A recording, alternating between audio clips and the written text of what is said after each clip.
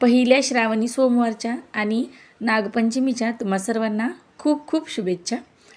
नमस्कार, मी शुभांगी आपल्या चॅनलवरती तुमचं स्वागत करते. आता माझी पूजा वगैरे सगळं काही झालं होतं. सकाळीच लवकर पूजा करून घेतली आणि त्याच्यानंतर मग आता इथं या लाह्या करायला घेतल्यात. मी घरीच केल्या, पण इथं गावात काही भेटल्याच नाहीत. आधी बघितल्या, मग त्याच्यामुळं उशिराच का होईना पण घरीच केल्या. एकदम नागपंचमीच्या दिवशीच आता वारुळाची पूजा वगैरे करायची होती. मग हे काम वाढून बसलं.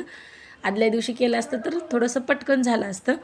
त्याच्यानंतर इथं नागोबाचे पूजन वगैरे करून घेतलं आम्ही. आता अशा प्रकारे नागोबे काढत असतात. आता देवाच्या तिथं तर जागा नाही देवघरावर, म्हणजे हे उमटत नाही त्या टाईल्समुळं, त्याच्यामुळं मग इथंच काढावं लागलं. मग नंतर लागले होते पुरणाचा स्वयंपाक करण्यासाठी.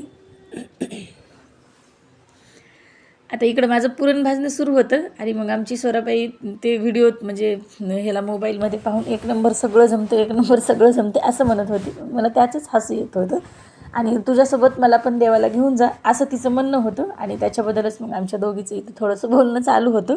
म्हणूनच मध्ये मी असं बोलत होते. आता इकडं पुरण भाजायला बसले, पण मन मात्र सगळं माहेरीच गेलं होतं. कारण आता पंचमीला आम्ही दरवर्षी आता 2 वर्ष झालं जात नाही मी, लेकरांच्या शाळेमुळं. ते नाहीतर आधी मग जायचेच मी पंचमीच्या वेळेस 2 दिवस का होईना, जास्त दिवस तर काही राहणं होत नाही. पण आता मन सगळं तिकडंच लागलं होतं. मग तिकडच्या सगळ्या आठवणी येत होत्या. आता आमच्या माहेरी झोका वगैरे बांधतात, सगळं करतात. इकडं तर काही नसतं आणि जरी बांधला तरी आपण कुठं जावं, सासर घरी असं असते. मग तिकडं खूप छान असतं. आम्ही मैत्रिणी सगळ्याजणी मिळून वारुळाला जातो. वारुळाचं पूजन वगैरे करून पुन्हा येताना मग झोका वगैरे खेळलं, हे असं तसं आमची एवढी धमाल मजा मस्ती सुरू असते तिकडं. आता इथं तर काही नाही, सगळा वेळ तर माझा कामातच गेला. तिथं गेल्यास तर काही काम वगैरे करत नाही मी. मासे पूजेचे वगैरेच थोडेसे कामं केले तर केले, हे बाकीचे काही करत नाही.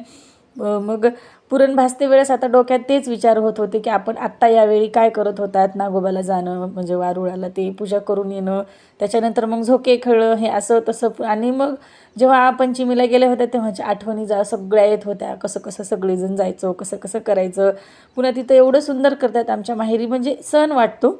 आता इथं तर काही वाटत नाही, कारण म्हणजे हेच राहत नाही, एवढं असं काही करत नाही तिकडं, झोके वगैरे बांधत नाहीत. तिथं खूप छान वाटते, सगळं अगदी सणासारखंच वाटते तिथं. छोटंसं खेडेगाव आहे माझं माहेर, त्याच्यामुळं. आणि मग त्याच्यानंतर इथं आता हे दिवे आणि फळं करून घेतले होते. आज हाच नैवेद्य असतो देवाला. काही ठिकाणी तर हे म्हणजे तव्यावरती भाजतसुद्धा नाहीत, हेच खातात. आता जे मोठे केले होते फळं ते आम्हाला खाण्यासाठी होते. मानाचं एक तरी खावं सगळ्यांनी म्हणून. आणि मग हे छोटे देवाला आणि दिवे इकडं वारुळाला वगैरे आता पूजा करायला मला जायचं होतं, तेच मी उकडून घेतले. आणि मग नंतर त्याला असं व्यवस्थित हे करून घेतलं, त्याच्यातलं पाणी वगैरे काढून घेतलं, कारण दिवे नंतर मग व्यवस्थित पेटत नाहीत त्याच्यामुळं. आणि मग इकडं बघा आमच्या बाईचं कसं सुरू आहे. पप्पांनी आता नागबर्डीला गेले होते तर तिच्यासाठी हे खेळण्यासाठी आणले होते, तर ती त्याच्यातच तल्लीन होती. आमच्या इथं आता देव आहे नागबर्डी, मग तिथंच जातात. तर प्रत्येकजणच जातो, घरातलं एक जवळच आहे आणि तिथं खूप छान म्हणजे हे आहे नागबर्डीला. आता कधी जर गेलं तर मी तिकडचे व्हिडिओ नक्कीच तुमच्याबरोबर शेअर करेन. आता आज तर काही जाणं शक्य नव्हतं, कारण खूप घरीच कामं होते. मग लेकरांचं असं काय होतं, साई गेला होता, आमची बाई काही गेली नव्हती. थोडंसं उंचवर चढाई आहे, त्याच्यामुळे तिला काही नेलं नव्हतं. मग सगळं झाल्याच्या नंतर थोडंसं फोटोशूट वगैरे घेतला आम्ही आणि मग नंतर इकडे लागली मी आता पूजेच्या तयारीला. वारुळाला जायचं होतं, मग त्याचीच ही आता तयारी सुरू होती. इकडं आता दिवे आणि जे फळं केले होते, आता पुरणाचे फळं राहतात, हे पुरणमध्ये घालून असे कानोले करायचे आणि ते उकडूनच घ्यायचे. आज तव्यावर भाजत नाहीत. म्हणजे तव्याचा तसं तर काही ठिकाणी वापरच करत नाहीत. आपल्यालासुद्धा खायला हे फळंच करतात, मग आमटी भात वगैरे असं काय असते. पण आता एवढं काही नाही, आमच्या इकडं भाजतात, हे करतात सगळं. त्याच्यानंतर मग पूजेचं ताट तयार करून घेतलं मी आणि आता जायचं होतं. आमच्या गावातच आहे नागोबा आणि वारुळ आहे, त्या ठिकाणी जायचं होतं. आता पहिल्यापासून जिथं पूजा करतात तिथंच. त्याच्यानंतर मग मी निघाले त्या वारुळाला. लेकरांना तर काही सोबत घेतलं नाही, लेकरं हे तिथं बसत नाहीत, मला थोडा वेळ लागते आता पूजा ते करायला, त्याच्यामुळं मी एकटीच गेले होते वारुळाला. एवढं काही लांब नाही, जवळच आहे घरापासून. मग तिथं गेल्याच्या नंतर आता पूजा ते करायला भरपूर वेळ लागते, कारण आज खूप गर्दी असते, सगळ्या बायका येत असतात. आमच्या आधीही भरपूर जणी आल्या होत्या, आम्हालाच थोडंसं लेट झाला होता सगळं आवरून वगैरे जायला. आपल्या घरचं आवरणं वगैरे, आणि त्यातल्या त्यात आज होती शाळा. मग शाळेमध्ये जास्त वेळ काही नाही, पण तेवढंच 2 तास म्हणलं तर मग मेन कामाचाच वेळ तिथं शाळेतच जातो, त्याच्यामुळे मग मला थोडासा लेट झाला होता. तरीही दुसऱ्या खूप म्हणजे 2-3 होत्या माझ्यासोबत आणि दुसऱ्याही भरपूर बायका येणं होतंच, कारण आज भरपूर कामं असतात, संपतच नाहीत. आणि सगळ्या म्हणजे गावातले म्हणलं तर इथंच येतात, त्याच्यामुळे भरपूर सारी अशी गर्दी असते. मग आता तिथं सगळं नैवेद्य वगैरे म्हणजे पूजा वगैरे करून घेतली मी. आणि इथला मेन टास्क म्हणजे इथं आता दिवे लावणं.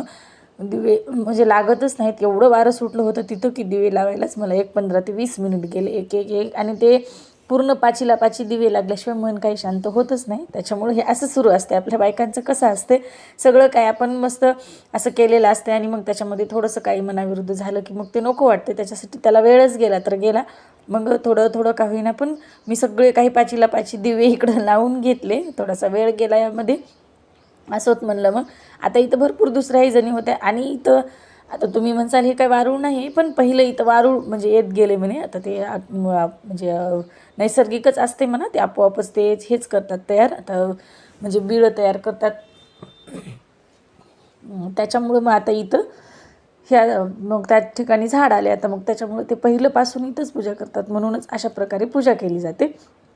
असं मग आता इकडं आम्हाला. आणि नागोबाचंही खूप छान मंदिर आहे. आता ते तुम्हाला मी व्हिडिओमध्ये दाखवेलच, त्यासाठी व्हिडिओ स्किप न करता शेवटपर्यंत नक्की पहा. आणि जर आपले व्हिडिओ तुम्हाला आवडत असतील तर चॅनलला नक्की सबस्क्राईब करा आणि एक लाईकही नक्की करा. त्याच्यानंतर मग इथं आता पूजा वगैरे सगळी झाली, बेल वगैरे वाहून घेतला मी. आता भरपूर वारं सुटलं होतं आणि मेन टास्क आता दिव्याचा सुरू झाला होता माझा. मग दिवे वगैरे लावून घेतले. आता इथं खूप सुंदर एका मुलीने मला मस्त माझा व्हिडिओ करून दिला छान प्रकारे. त्याच्यानंतर मग नागोबाला गेलात. आता इथं पूजा करायची होती नागोबाची. असं एक नाग आहे, मोठा फडा आहे नागाचा, आणि गणपती आहे. आता गणपतीच्या वेळी 11 दिवस खूप छान करतात इथं, सगळं मस्त पूजा केली जाते. आणि ह्या अशा प्रकारे काय आहे, मला याच्या मागचं काही कारण माहिती नाही, म्हणजे अशा नागाच्या फड्यामध्ये गणपती काय असेल आता. पण भरपूर दिवस झाले आता माझ्या लग्नाच्या, कधीपासून आधी आहे माहिती नाही, पण खूप दिवस झालेत याला. मग असं दरवर्षीच इथं आम्ही पूजा करायला येत असतो नागोबाची. आणि मेन मग गणपतीची पूजा होत असते. आता इकडून तिकडे जायचं असं हे सरळ आहे, कारण गणपतीची आधी पूजा होते, पण तसं करत नाहीत, आधी वारुळाचीच पूजा करतात. त्याच्यानंतर मग तिथं खंडेरायाचे वगैरे मंदिर आहेत छोटे छोटे, तिथली पूजा करून मग इथं यायचं ही मेन आता नागोबाची पूजा करायला. मग तिथली ही पूजा वगैरे करून घेतली. तिथं आता काही एवढा प्रॉब्लेम नव्हता, सगळीकडून पत्राचं शेड वगैरे आहे, त्याच्यामुळं दिवे वगैरे तिथं पटकन लागले. म्हणूनच तिथली पूजा खूप लवकर झाली. आणि त्याच्यानंतर मग तिथून आलात, थोडा वेळ घरचं आवरलं, स्वयंपाकाचं वगैरे सगळंच काही नाही आवरलं, येऊन करायचं होतं आणखी थोडंसं आवरलं. आणि मग निघालात गावातल्या महादेवाच्या मंदिरात. आता एकाच ठिकाणी आमच्या इथं 2 महादेवाचे मंदिर आहेत, मग तिथं जायचं होतं आम्हाला. आता आज म्हणलं एकतर पहिला श्रावण सोमवार पण आहे. आता अभिषेक करणं तर काही शक्य झालं नाही आमच्याच्यानं, कारण अभिषेक सकाळी सकाळीच करायचा असतो, सकाळी म्हणलं तरी 12च्या आत. पण आम्हाला जायलाच 5 वाजले होते. सगळं काही घरचं आवरून मग वारुळाची पूजा वगैरे सगळं काही करून आता पुढच्या नेक्स्ट टाईम बघू पुढच्या सोमवारी, म्हणून अभिषेकाचं हे केलं. फक्त पूजा वगैरेच तिथं करायला गेलो होतो आम्ही सगळ्यांनी. आता दिवसभर अभिषेक वगैरे केले असतं, पण आम्ही काही गेलोच नाहीत लवकर, त्याच्यामुळे आम्हाला झाले नाही. मग तिथले ते महाराज असतात ते थांबत नाहीत अभिषेक करण्यासाठी, म्हणजे बसलेले असतात ते, त्याच्यामुळं एवढा उशिरा अभिषेक काय हे करा म्हणून. आता इथं थोडासा कॅमेरा हलतो बरं काय, कारण इथं साईने व्हिडिओ घेतला आहे, त्याच्यामुळं थोडंसं असं होतं. आता इथं पूजा वगैरे सगळं काही करून घेतली. आणि इथं याच ठिकाणी आता 2 महादेव आहेत, मागे एक आहे आणि पुढं एक आहे, असे 2 मंदिर आहेत छोटे छोटे महादेवाचे. आणि मग तिथंच आता आधी इथं पहिल्या मंदिरात पूजा वगैरे सगळी काही करून घेतली मी आणि आत्याबाईंनी. त्याच्यानंतर मग आरती वगैरे सगळं काही केली महादेवाची. आणि आता तर दुसऱ्याही मंदिरात जायचं होतं. आता लेकरं आम्ही सगळेजण होतात सोबतच. मग आता आरती झाल्याच्या नंतर इथं नंदीचंही दर्शन वगैरे घेतलं, नंदीचीही पूजा केली, नंदीची आरती वगैरे सगळं काही करून घेतली. आणि असं खूप निसर्गरम्य ठिकाणी हे महादेवाचं मंदिर आहे. गावापेक्षा खूप मला वाटतं 1-1.5 किलोमीटर आहे गावापासून, बरंच लांब आहे आणि खूप छान ठिकाणी आहे. आणि आत्ता सगळीकडं श्रावण महिन्यामध्ये हिरवळ असते, त्याच्यामुळं असं काही दिसत होतं बाहेर. त्याच्यानंतर मग आता हा दुसरा महादेव आहे, त्याच्याच मागेच आहे मंदिर आहे. असे एकाला एक जोडूनच आहेत मंदिरं, एकाच आवारात आहेत दोन्ही मंदिरं. मग तिथल्याही महादेवाची पूजा वगैरे केली आणि इथंही मग नंदीची वगैरे सगळं काही पूजा केली. तिथं थोडा वेळ बसलोत आम्ही, 5-10 मिनिट, सगळ्यांनी नारळ वगैरे सगळं काही खाल्लं तिथं. आणि मग इथल्या आजूबाजूचा थोडासा शूट घेतला. खरंच खूप छान वाटत होतं. आणि आभाळ तर एवढं आलं होतं, वाटलं आता किती मोठा पाऊस येतो की, पण एवढा काही आला नाही. थोडा वेळ पाऊस आला, त्याच्यामुळेच तिथं बसलात थोडा वेळ. मग थोडंसं तिथं बसल्याच्या नंतर आता लेकरांना तर एवढं छान वाटतं, स्वराला तर माझ्या असं मोकळ्या ठिकाणी खेळायला. ती खूप छान असं एन्जॉय करते, छोट्या छोट्या गोष्टीसुद्धा इथं बसून मस्त. मग थोडा वेळ नारळ वगैरे खाल्लं आणि त्याच्यानंतर मग आता घरी यायचं होतं.